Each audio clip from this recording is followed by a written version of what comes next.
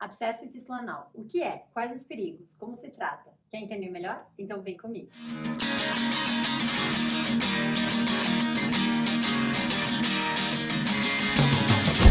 Olá, meu nome é Daniela, eu sou médica, cirurgia geral e do aparelho digestivo. E hoje a gente vai continuar nossa série sobre doenças orificiais e conversar um pouquinho melhor sobre abscesso e fístulas anais. Mas como sempre, antes de começar, eu gostaria de te pedir para não se esquecer de se inscrever no canal e clicar no sininho de notificação. Assim você não perde sempre que sai um vídeo novo no canal. Vamos para o assunto então? Retomando o assunto, abscesso anal nada mais é do que uma bola de pus ou um furúnculo que se forma próximo ao canal anal. Geralmente ele é causado por uma inflamação nas glândulas dessa região, que, como comentamos no vídeo anterior, são responsáveis pela produção de muco que ajudam a proteger a região do canal anal, facilitando a saída das fezes. Pode ter diferentes tamanhos e localização, e na grande maioria das vezes é visível a um exame simples da região anal. Em alguns casos mais raros, onde o abscesso pode estar escondido numa região mais interna da região da bacia ou da pelve, pode ser necessário exames complementares para identificar e diagnosticar esse problema. Os sintomas costumam ser dor anal intensa, podendo acontecer drenagem espontânea, ou seja, saída de pus na região anal, associado a febre e a calafrios. Esse abscesso é uma urgência médica, ou seja, é necessário que se realize o tratamento o mais breve possível. Isso para evitar que exista uma infecção generalizada e acabe ocasionando problemas mais graves, como, por exemplo, até a morte. O tratamento é a drenagem do abscesso através de uma pequena punção na região onde ele está localizado.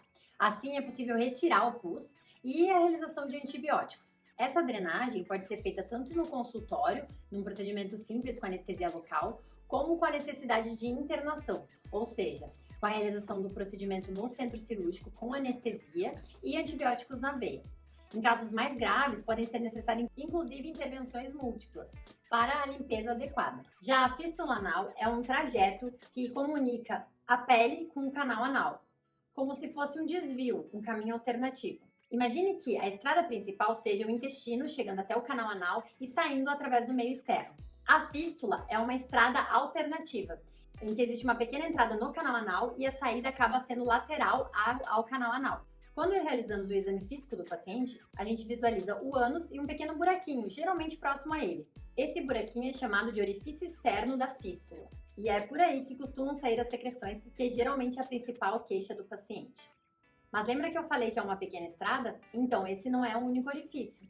Na porção interna, olhando de dentro o ânus, existe um outro buraquinho que se chama orifício fistuloso interno. A fístula é o trajeto entre esses dois buraquinhos.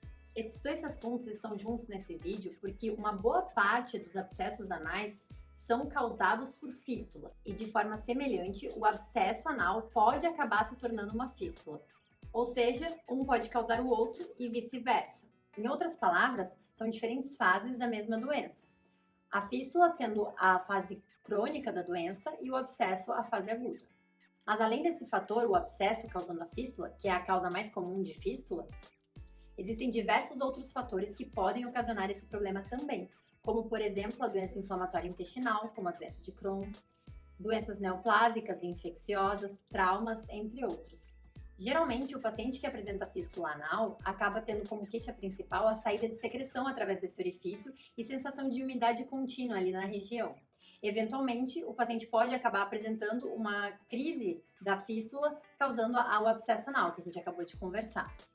O tratamento varia conforme o caso, o tamanho e a localização, dependendo se ela é complexa ou simples.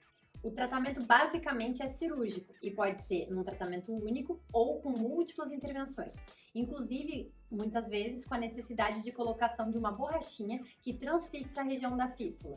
Essas intervenções múltiplas acontecem geralmente em fístulas maiores porque ela atravessa o esfíncter anal, ou seja, caso a gente corte essa região, existe um risco de causar incontinência fecal, ou seja, a pessoa perder o controle das fezes. Por isso, nesses casos, podem ser necessários procedimentos menores e mais curtos para evitar que isso aconteça.